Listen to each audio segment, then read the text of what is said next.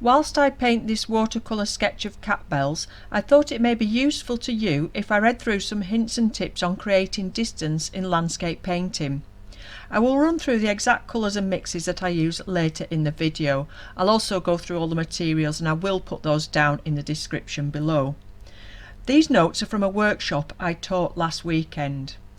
The main problem we encounter when painting and drawing is that we are attempting to create a 3D image on a 2D surface.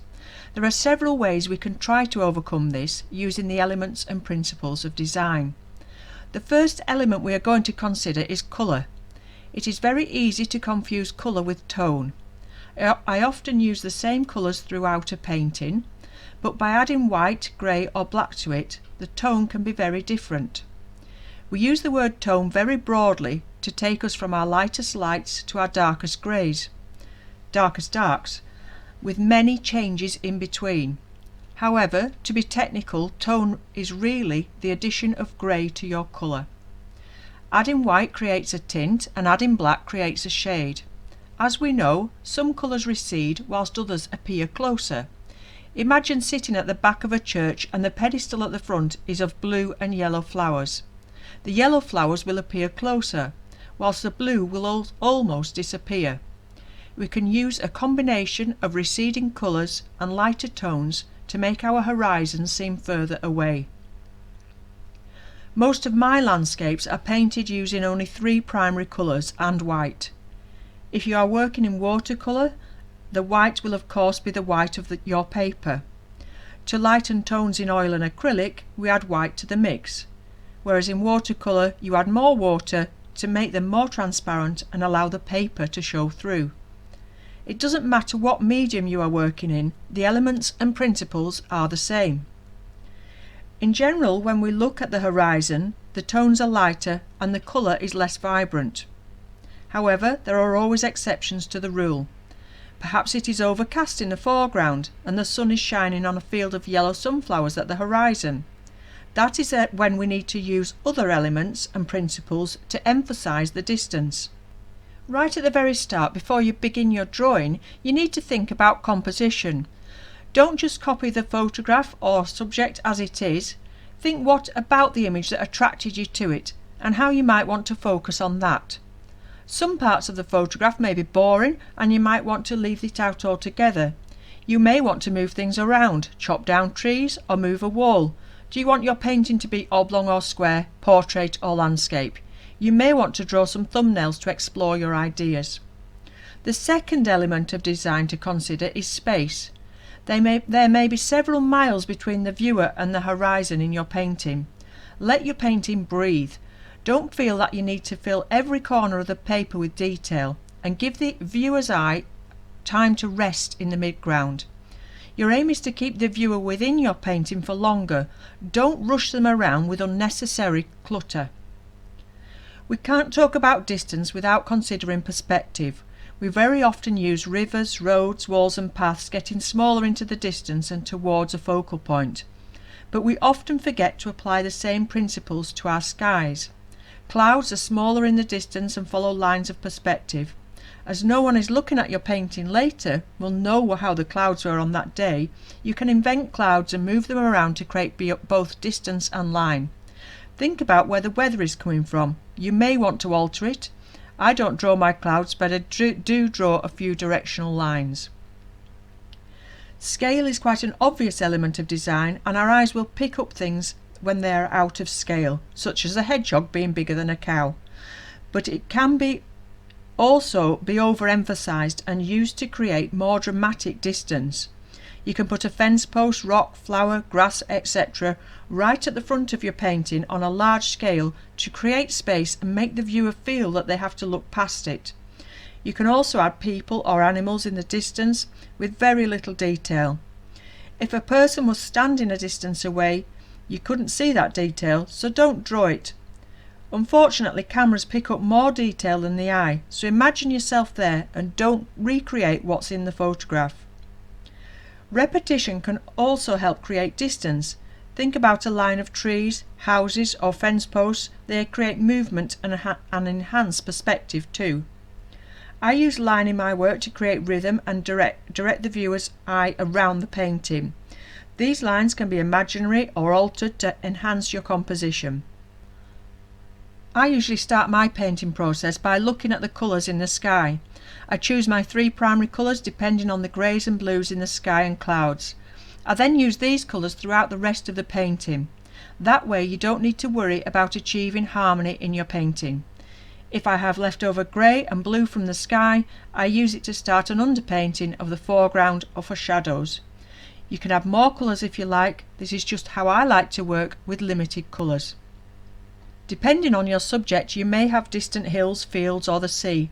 Sometimes it is difficult to see where the sky stops and the sea starts, as they are similar in tone.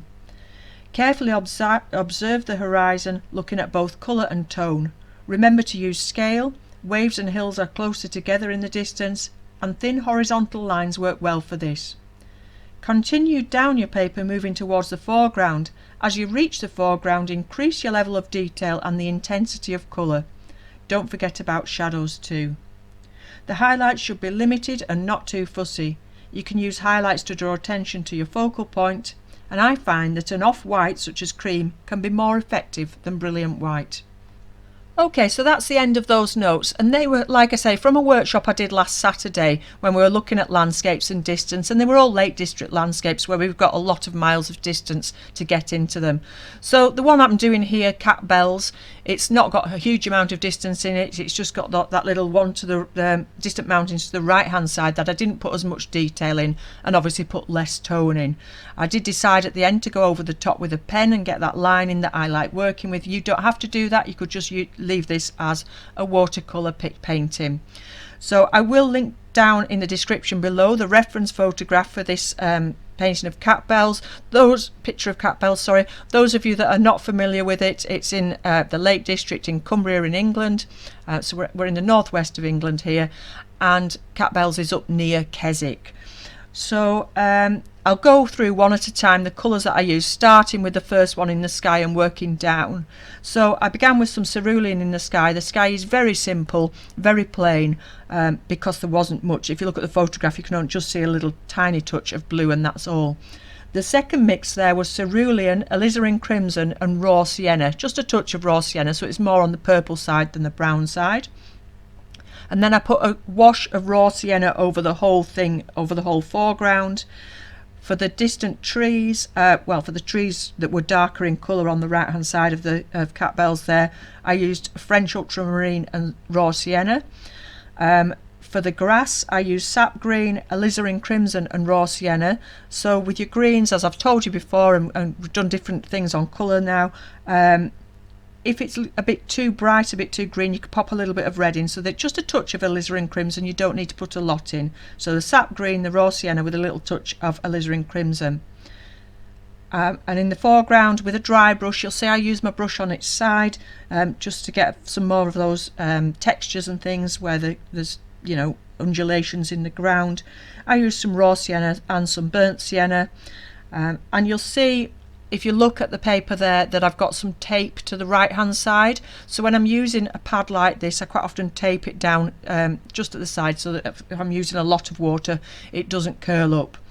So the paper that I'm using is it's the Faber Castell mixed media pad that I use quite a lot. It's a nice smooth paper to work on, so you can be very precise in your work if you want to be. It's good to draw on with a pen because it's so smooth, and it's really brilliant white, which is nice, gives you a nice fresh feel to your watercolours. So it's not actually a watercolour paper, it's a mixed media paper, but it does work well with watercolours. So the two brushes that I was using are a size 12 and a size 6, and they're both round with a nice tip on. And like I say, I use that a little bit of dry brush technique as well.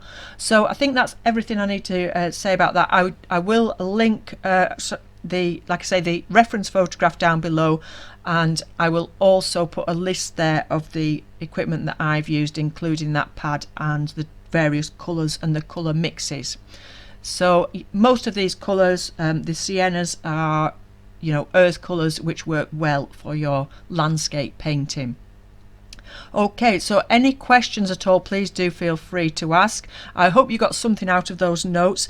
If you want those written down, what I could do is copy and paste them into the description below, but also, if I've got room in there, I think you're only allowed so many words, but also you could always email me, and I will send you a PDF of those, or just I can just email them to you if you want that. So my email address is callilawson@btinternet.com, and that is also available on my website or wherever. You can get in contact with me there. So if you email me, I will send you those notes, because it might be helpful to you if you enjoy landscape painting and you want to create more distance. As I said right at the beginning, the hardest thing we're facing as an artist with this is that a piece of flat paper is a 2D surface, and we're trying to create something that's 3D, and so that's something that we're always trying to overcome. So it's not just a case of using one thing, and we don't necessarily always have to use every single tip and every single thing together. It's just being aware of them and the things that we can use to help us get that distance. Okay, so I hope I'll stop waffling now, and I'll put some more music on until the rest of the video finishes. I hope you enjoy watching this, and I'll be back again soon with another tutorial or demonstration. In the meantime, you enjoy your own painting and drawing. Thank you very much for watching, and I'll see you again soon.